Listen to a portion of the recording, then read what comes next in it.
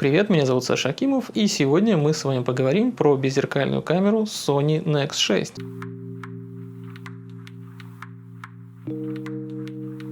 Всего лишь за несколько лет существования серии Sony успела наплодить большое количество Nex'ов с самыми разными буквенными и цифровыми индексами. Аж 10 штук камер они выпустили за 3 года. Ну и очевидно, что Sony Nex 6 я выбрал неспроста.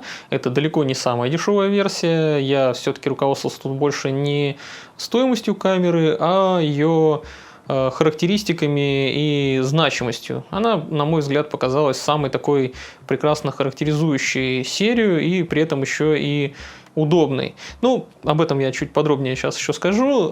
Давайте сначала разберемся все-таки в многообразии вот этих вот Sony Nex. Ну, начнем с того, что саму серию эту Sony стартовала в 2010 году. Параллельно, причем, она у нее стала выпускаться абсолютно на новом байонете при живых еще их зеркалках и псевдозеркалках на байонете Minolta A. У камер серии Nex у всех была матрица APS-C формата, соответственно, с кроп-фактором 1,5. И у всех у них был маленький, легенький, узенький корпус с хватом, конечно, каким-то таким небольшой выпуклостью разной степени хреновости. И часто они использовали странные какие-то проприетарные способы крепления небольших корявеньких вспышечек. То есть изначально это была прям супер любительская какая-то серия, без каких-то больших амбиций, ну, мне так кажется, потому что у них именно в про-сегменте как раз были зеркалки и псевдозеркалки под индексом альфа на байонете А, собственно, минолтовском, и там большое количество оптики было. А это был такой новый байонет в экспериментальном порядке выпустившийся, но он внезапно людям почему-то понравился, ну, наверное, за счет компактности этих камер, потому что они, в принципе, были размером как какая-нибудь мыльница, но при этом с APS-C матрицей, что довольно круто по тем временам. И качество картинки там, конечно же, было соответствующее, может быть и не самое топовое вообще на свете, но получше, чем у среднестатистической камеры на стандарте микро 4 третьих, например, в 2010 году. И к тому же при всей компактности и легкости этой серии камеры все равно долгое время снабжались довольно крупным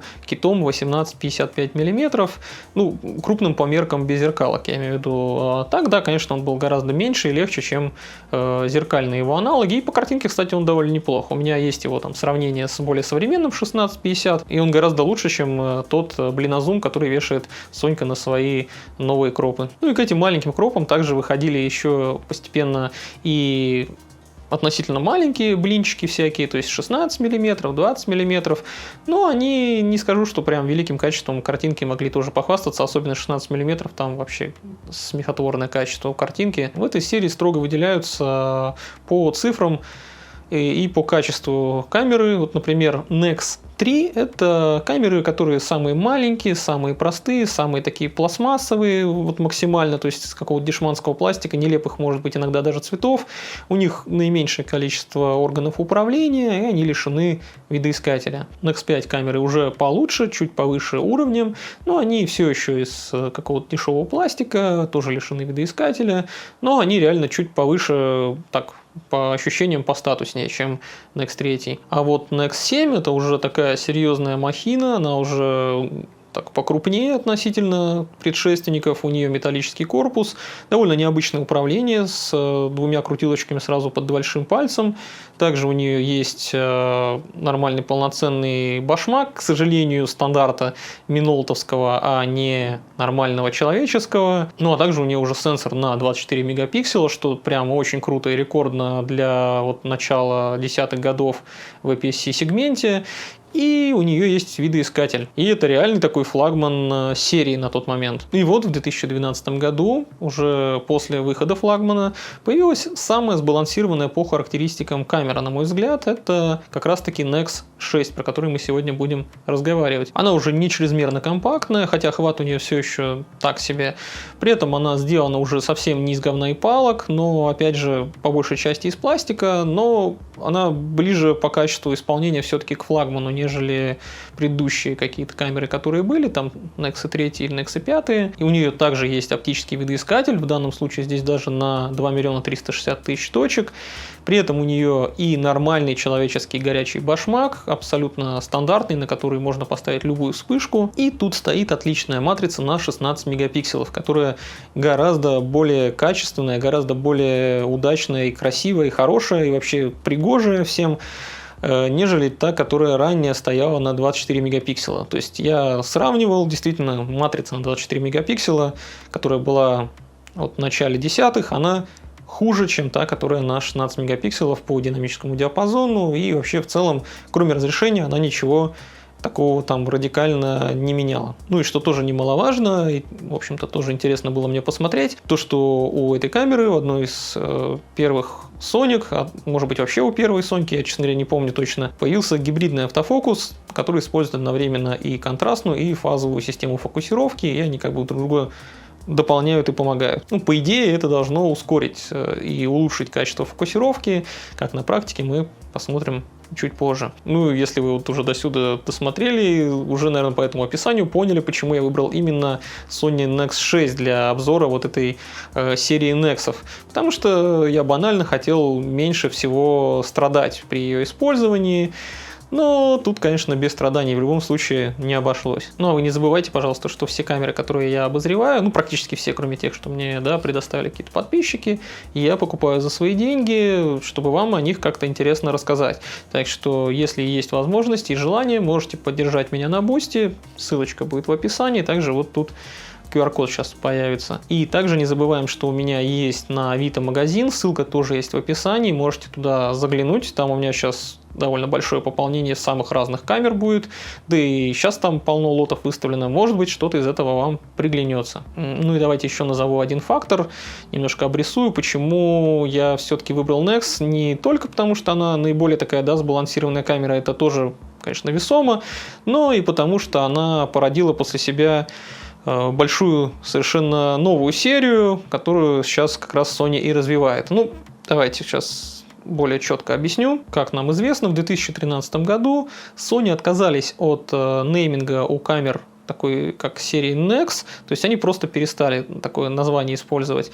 Они решили, что все их камеры будут называться Альфа, то есть они все будут, по сути, считаться как профессиональная линейка, как линейка зеркалок, то есть все Альфа просто с другими какими-то цифрами. И вот по этой логике из серии Nex камеры Nex 5 переродились в Sony Alpha 5000 и 5100, вышло всего две камеры, больше что-то там вот в этом диапазоне не выходило ничего. Ну, видимо, они просто забили, скорее всего, потому что уже очень давно 5100 выходило, там, в 2014, по-моему, году. Nex 7, самая могучая, флагманская их версия, она, естественно, переродилась в полнокадровые, уже без зеркалки, Sony Alpha 7, ну и со всеми там их буквенными вариациями, то есть там R, M, S и так далее. А Nex 6 стал родоначальником современной нам 6000 серии. Та же, например, Sony Alpha 6000 это вот прям прямой наследник и продолжатель Sony Nex 6.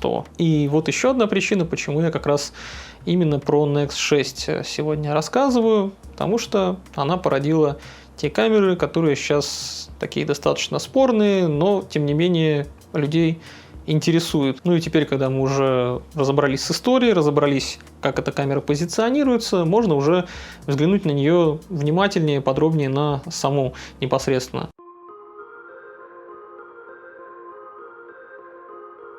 Конечно, в отличие от Nex 7, корпус тут не из металла, а из пластика. Но пластик прям очень хороший. Собрана камера очень качественно. Никаких люфтов или скрипов не наблюдается, то есть ты там камеру можешь скручивать, она никаким образом не скрипит, нигде ничего не шатается у нее, то есть все отлично подогнано. Хват у камеры есть, но он какой-то дурацкой такой формы сплющенной в этом месте. Люди обычно камеру вот таким макаром не держат, или вот таким вот, ну то есть какой-то он немножко противоестественный. Ну, хотя за счет небольшого веса и компактности с ней в руках можно ходить достаточно долго и не страдать. Так что бог с ним. Хотя место между вот этим выступающим участком байонета и самой вот этой ручкой хвата маловато, пальцы щемит иногда, то есть ты вот берешь вот так, и у тебя пальцы тут прям зажаты в этом промежутке оказываются. Сверху есть нормальный горячий башмак, а то ранее Нексы там из 3 и 5 серии грешили его отсутствием, из-за того, что корпус был слишком плоский, то есть здесь было никак не расположить. Тут какой-то скос имеется, но тут все-таки место нашлось для нормального башмака. Там они вообще предлагали установить в проприетарный разъем какую-то такую типа дырку внешней вспышки, что вообще, конечно, возмутительная наглость. Ну, Samsung такой же херней грешили на самом деле. Я, если помните, про некоторые Samsung рассказывал, там тоже такая же фигня была из-за слишком тонких корпусов. Сверху, кстати, нашлось также местечко и для встроенной вспышки, причем она такая вверх отгибается на гибкой ножке, что, в общем-то, хорошо. Дальше у нас идет такая башенка из колесиков. Сверху колесо выбора режимов, оно прям достаточно тугое, случайно его не собьешь. И это хорошо. Ниже колесико изменения настроек. И вот оно уже очень легко крутится, что очень плохо, легко его сбить. В данном случае, когда вот у меня, допустим, выбран приоритет диафрагмы, оно отвечает за диафрагму. Также тут есть функциональная кнопочка, на нее можно повесить какую-нибудь функцию из тех, что есть на выбор. Ну и кнопка спуска в самом таком нормальном месте, в общем-то. И опоясана она рычажком включения. Вот тут on-off. Единственное, что он из такого достаточно скользкого пластика. Мне прям не нравится. Он соскальзывает. Включать-выключать камеру неудобно. При этом камера, кстати говоря, довольно долго включается. Вот она еще не включилась. Вот только сейчас включилась на самом деле. То есть объектив она выдвинула, но там о чем-то думала о разном. Так что имейте в виду, включение здесь супер долго, и вот выключение тоже как бы не очень-то быстрое. Если смотрим сзади, то в верхнем левом углу расположен электронный видоискатель, и Sony заявляет, что у него разрешение якобы 2 миллиона 360 тысяч точек, хотя по факту разрешение тут, конечно, меньше, потому что там применены какие-то белые точки и так далее. Вот это вот вся маркетинговая наебка. Видоискатель стробит, у него плохая частота обновления, цвета искаженные, все плывет. Но он все равно лучше, чем видоискатель, который Sony впендюрила в более новую модель Sony A6000. Рядышком также расположено колесико диоптрийной коррекции. И его настройки тоже легко очень сбить. Оно нифига не тугое, легко очень сворачивается. Ну да бог с ним. Дальше у нас идет кнопка вызова вспышки, кнопка L. Сверху и снизу две находятся кнопки, которые без подписей каких-либо. Они предназначены для серфа по меню. Меню тут, кстати, отличается от Sony современных. Здесь оно такое достаточно, как бы это сказать, какое-то детское, я не знаю, такое какое-то мультяшное. Ну, не знаю. Ну, по крайней мере, настройки здесь какие-то есть. Уже хорошо. Ну, на крестовине, который, кстати говоря, тоже является колесиком, у нас прописаны настройки. Здесь протяжка, ISO, дисплей и экспокоррекция. Но в середине, понятное дело, окей. Также вот экранчик на 1 миллион точек. Он не сенсорный, не слишком яркий. На солнце, конечно же, слепнущий. Экранчик зато имеет наклонную конструкцию, то есть вертикально может наклоняться вверх и вниз. Ну, здесь все стандартно. И это иногда, кстати, очень удобно все же, когда снимаешь с каких-нибудь странных положений. Качество стекляшки вот этой, конечно, как обычно у Sony, крайне дерьмовое. И я, естественно, сразу же налепил защитную пленку. И вам рекомендую, если Sony какую-либо покупаете, всегда сразу же в первую очередь налепляйте или пленку, или стекло защитное какое-нибудь армированное, потому что иначе царапины будут просто от воздуха появляться. Батарейный отсек у камеры открывается вот так. И это не очень удобно. Батарейка здесь небольшая, NP FV50 на 1020 мАч. Чахленькая такая батареечка, ну хотя мне ее на порядка 400 фото хватало запросто. Так что, в принципе, больше от нее требовать и не нужно. Рядом с ней расположен слот для единственной карты памяти. Карточку ты, если захочешь вытащить, то это будет очень трудно сделать, потому что крышечка ей мешает вытащенной быть. Вот так не взяться, тут места нет, чтобы пальцы засунуть. и так ее не вытряхнуть. То есть ты каждый раз, когда карточку хочешь поменять или вытащить, заново ставить, ты мудохаешься. Ужасная конструкция, честно говоря. Вот на левом боку под достаточно, кстати, приличной, на удивление, крышечкой, которая вот так отщелкивается и вроде как не стремится отломиться через минуту. Здесь находятся два разъема, это мини HDMI и micro USB. Камера способна, кстати, заряжаться по micro USB, это отлично.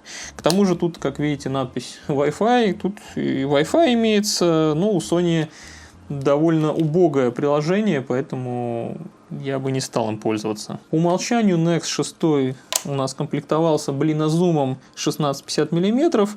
Ну, я на него не снимал. У меня на канале вообще есть тест сравнения с более старым китом 1855.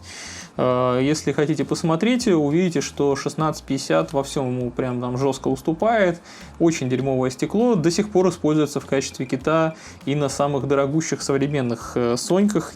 Не знаю, очень стыдная какая-то вещь, прям реально мусор. Поэтому все снимки в этом обзоре сделаны или на 18-55 все-таки на более приличный, или же на объектив Sigma 19 мм f2.8.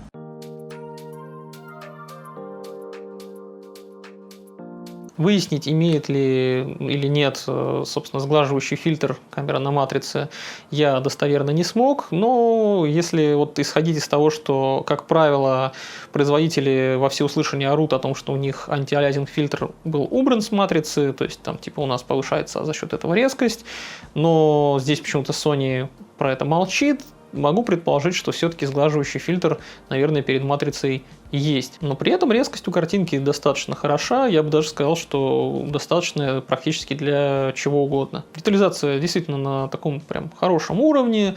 Ее вполне хватает для того, чтобы передать какие-то там, шершавые объекты, какие-то мелкие детали, там шерстку котов нормально отобразить. А большего, в общем-то, нам и не надо.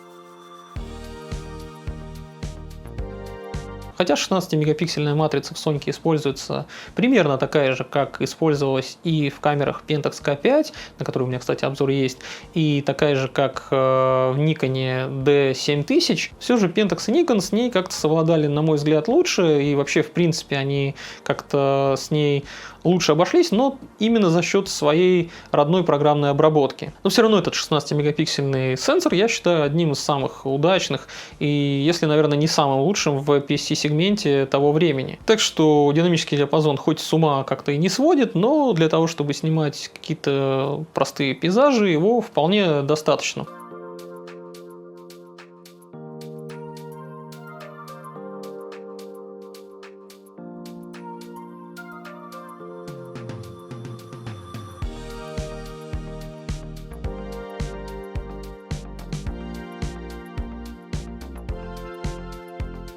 Глубины RAW-файлов вполне себе хватает для того, чтобы неплохо так спасать какие-то темные объекты, из теней вытягивать информацию.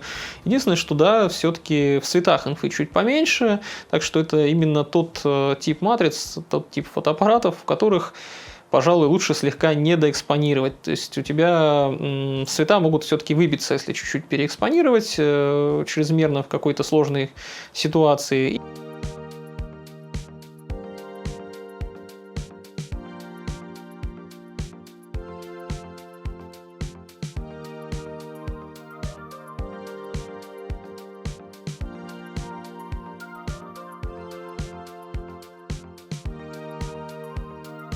И здесь лучше сделать чуть темнее, цвета ты заодно спасешь, и на постобработке у тебя всегда остается еще информации достаточно много в тенях, так что это не проблема.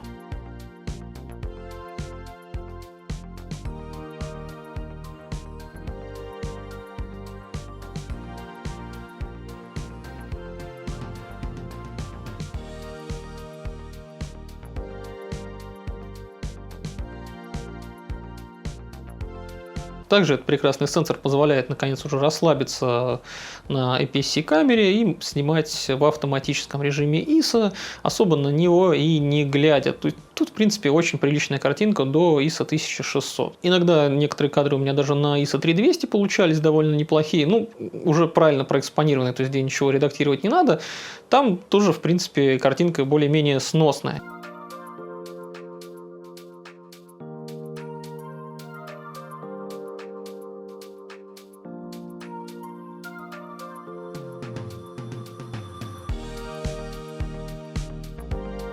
За ISO здесь уже хоть и не нужно так сильно трястись, но все равно поднимать его, тем не менее, придется довольно частенько, потому что у камеры на матрице нет стабилизатора, и приходится полагаться только на тот стаб, который есть в объективах Optical Steady Shot. И он, честно говоря, у Sonic на их вот этих китах не то чтобы очень хорошо прям отрабатывает. Ну, пару стопов, в принципе, спасти иногда может. Ну что ж, мы выяснили, что у Sony Nex 6 просто замечательная, великолепная матрица, которая прям очень сильно тебе облегчает жизнь, расслабляет немножечко даже в каких-то местах тебя. Ну, от людей, которые снимали, допустим, в нулевые на какие-нибудь старые кропы или на какой-нибудь формат 4/3, вот, там, не знаю, в 2005-2006 году, для них вообще такая матрица должна была бы показаться каким-то изобретением рептилоидов, потому что, ну, там прям совсем серьезная разница в качестве картинки. С матрицей разобрались, она крутая. Но давайте поговорим теперь о том, что у камеры реально плохо. Ну и в первую очередь я хочу поплакать в очередной раз о плохом накрученном цвете, который выдает Сонька по умолчанию при автоматическом балансе белого.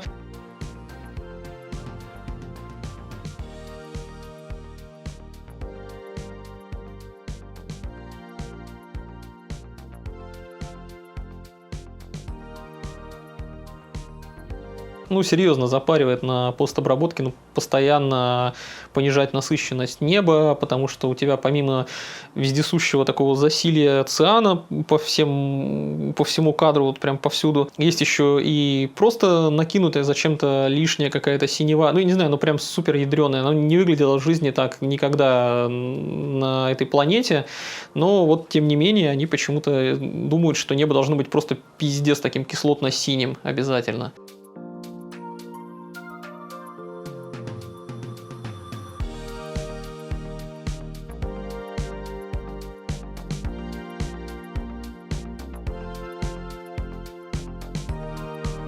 В общем и целом, в большинстве съемочных ситуаций плюс-минус цвет такой более-менее терпимый.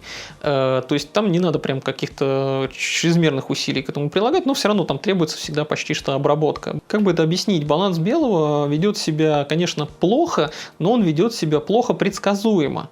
В отличие от Fujifilm, например. Допустим, в пасмурную погоду он слишком сильно уводит в холодные тона. Ну и, соответственно, ты просто накидываешь немножко тепла и становится гораздо лучше, примерно как ты увидел это в жизни. Иногда в яркий солнечный день, где много зелени, он может вообще всю картинку зачем-то в зеленью вести, ну просто тупануть немножко в этом плане. И тут опять же просто накидываешь слегка мадженты, и у тебя картинка становится, ну, хотя бы похожей более-менее на то, что ты видел глазами до этого. Хотя иногда даже в очень теплой какой-то атмосфере, то есть все вокруг вроде бы реально теплых тонов, никаких вещей не должны сводить с ума, казалось бы, баланс белого автоматический, но камера может внезапно уводить очень сильно в холод, все равно продолжать. Ну, здесь опять же просто тепло накидываешь, и это исправляется. Надеюсь, я понятно объяснил, что даже при том, что происходит довольно частый тупняк у камеры по балансу белого в разных условиях, каких-то кажущихся ей нестандартными очень, его легко поправить.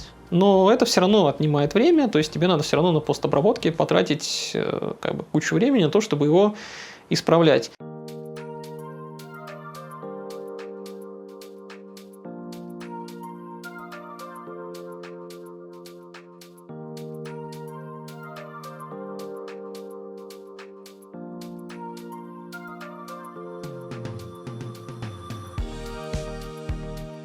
Еще у Nex 6 прям дерьмовый автофокус. У нее сделали гибридную систему фокусировки, фазовые датчики на матрицу завезли, но при этом тут почему-то алгоритмов работы с этими датчиками никаких не завезли. Есть, например, у камеры определение лиц в кадре, и оно действительно по лицам фокусируется, но по глазам не фокусируется, и лица, в принципе, тоже часто промахивается. Ну, как непонятно, оно типа может выделить рамочкой зеленой, но при этом по факту промахнуться чутка. Непонятно. Слежение за объектами прям вообще отвратительное. Можно сказать, что оно в принципе не работает. То есть ты там, допустим, навелся на что-то, включил следящий фокус, и камера там просто наяривает то на задний план, то на объект. Вообще хер пойми, чем она там занимается. То есть, в принципе, фокус... Не могу сказать, что стал лучше, чем тот, который был просто контрастный. По-моему, по ощущениям даже стал хуже, потому что у меня были Соньки с контрастным фокусом, и он там реально шустрее почему-то работал в тех же самых условиях. В неследящем, а просто в сингл-фокусе, даже вот в принципе по одной точке камера фокусируется прям такое ощущение, что целую вечность. Ну, это довольно сильно напрягает. И будь готов, если у тебя на X6 в руках, и, допустим, у тебя не идеальные условия освещения, не какой-то яркий солнечный день, в который все прекрасно видно, а, допустим, хотя бы просто сумерки, то все. Сонька начнет плакать, там, говорить, что не может сфокусироваться, не знаю, там, молиться богам, проситься к мамочке и так далее, заниматься любой херней, кроме фокусировки. И придется тебе переключиться в ручную фокусировку и самому ручками навестись, чтобы все-таки попасть куда тебе нужно. Про то, как фокус работает в ночное время, я вообще молчу, потому что он, в принципе, в ночное время, можно сказать, что не работает. Его просто нет как будто бы. Но днем он, в принципе, фокусируется терпимо, как говорится, с пивком потянет.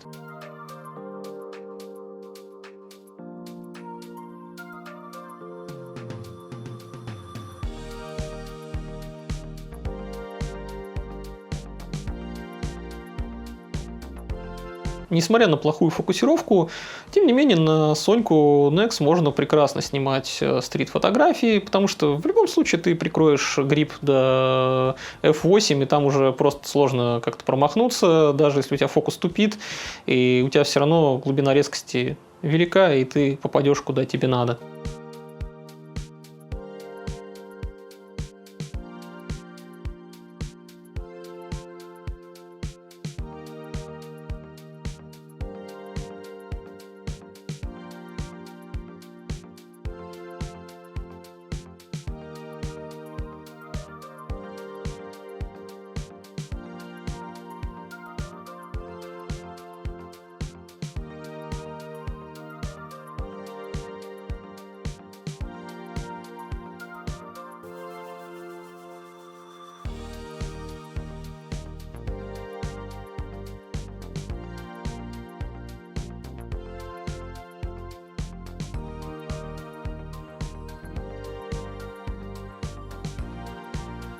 Хотя тут же проявляется еще одна особенность, что зеркальных, что беззеркальных камер от Sony, они имеют очень громкий затвор. Вот прям звук срабатывания затвора, он очень громкий, хлесткий, прям такой омерзительный, его очень сильно слышно. Ну а электронного затвора в Nex 6 просто нет, его там просто не завезли. В новых, конечно, камерах 6000 серии ты можешь себе включить и электронный затвор при желании, но опять же там матрица имеет достаточно медленное считывание, и у тебя будет довольно стрёмный эффект роллинг шаттер, если ты что-то движущееся хотя бы минимально снимаешь. Ну и по итогу что я могу сказать? Sony Nex 6 это далеко не самая худшая камера для каких-то любительских и каких-то не очень серьезных, допустим, сценариев применения. Если применять ее для каких-то незатейливых задач и просто как камеру на каждый день для кармана использовать, то, в принципе, она покатит, потому что она не так уж дорого стоит, на нее можно повесить какую-нибудь прикольную оптику, и даже тот же какой-нибудь блинчик 20 мм, я думаю,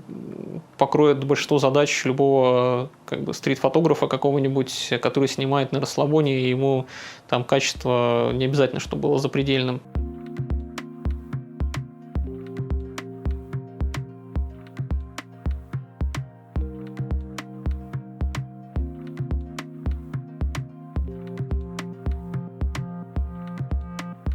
Ну и Nex 6 обладала всеми ранними болезнями, такими детскими, всех первых беззеркальных систем. У нее хреновый видоискатель, который никак не сравнится с оптическим, у него дерьмовый фреймрейт, он эффект желе имеет, ну и в общем так себе. Я бы им пользоваться не захотел ни за какие ковришки. Ну, только в солнечный день я поглядывал в него иногда, чисто как такая крайняя мера. У камеры маленький, легкий корпус, ее легко взять с собой, но в то же время у нее довольно неудобное кривое какое-то управление, потому что у того же Ricoh GR, например, тоже маленький и легкий корпус, и это вообще компакт. Но, тем не менее, управление там крутое, продуманное, одной рукой можно сделать вообще все, что угодно в этой камере, и достигнуть любых настроек прям там в один тычок какую-нибудь кнопку. Здесь такого даже рядом нет, здесь прям довольно неудобно управлять ею. К тому же здесь довольно маленькая батарейка, если ты пишешь особенно видео, или там серийной съемкой снимаешь, или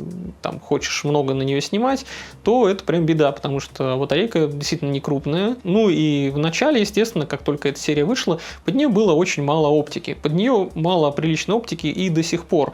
Под нее есть, конечно, крутые объективы там с буковкой G, есть уже сторонние крутые объективы, например, от той же Sigma 18-55 мм f2.8, от Tamron есть 1770. В этом плане даже вот этот громоздкий кирпич Pentax K01 оказывается, на мой взгляд, более разумной покупкой, потому что на него встанет у тебя вообще вся оптика Pentax с K-байонетом. Это более чем 200 объективов, и большинство из них еще будут сделаны какие-нибудь под APS-C, и они будут иметь нормальный автофокус, вполне себе работающий, что отверточные, что не отверточные. Здесь тебе даже переходник не потребуется. Хотя камера, да, огромная, стрёмная, но в принципе она снимает так же абсолютно как Nex 6, потому что здесь даже такая же матрица стоит. Только цвет при этом еще и лучше. Ну и, конечно, как я уже сказал, со временем все довольно сильно поменялось. Матрицы стали еще круче. Сейчас новые 24-мегапиксельные сенсоры вообще просто отличные. Там у них топовые показатели по динамическому диапазону. При этом система все же обросла немножко стеклами. Теперь есть какой-то смысл, да, ее приобретать. Есть и сторонних производителей объективы, и свои какие-то приличные. Но тоже они стоят довольно много. Ну и автофокус за последние 10 лет не просто стал как-то лучше или просто хорошим, он стал вообще уже почти что божественным. Там следит там, за глазами людей, которые там в 20 метрах от камеры тусуются. То есть это прям неплохие технические камеры, на бумаге, по крайней мере, вопросов они вообще не вызывают. Но при этом пользоваться крупными соньками все еще так же дико неудобно, потому что, ну, например, вот экранчик в большинстве камер там откидной всего лишь, ну, за исключением, да, там вот этой ZV-E10 или как она там называется. Хват маленький, неудобный, сенсорное управление так себе. Цвета, насколько я понимаю, лучше не стали, все равно такие же, какие-то немножко кислотные местами и кривенький, баланс белого, может быть, чуть получше стал отрабатывать в последние годы, но все равно подтупливает местами. Так что я до сих пор как-то всерьез не воспринимаю, честно говоря, кропы Sony. Но я надеюсь, что вам вот это мое мнение было про камеру интересно послушать, посмотреть мой новый обзор. Спасибо, что смотрите. Не забывайте, пожалуйста, подписаться, если еще не подписаны. Ну и всем до новых встреч. Пока.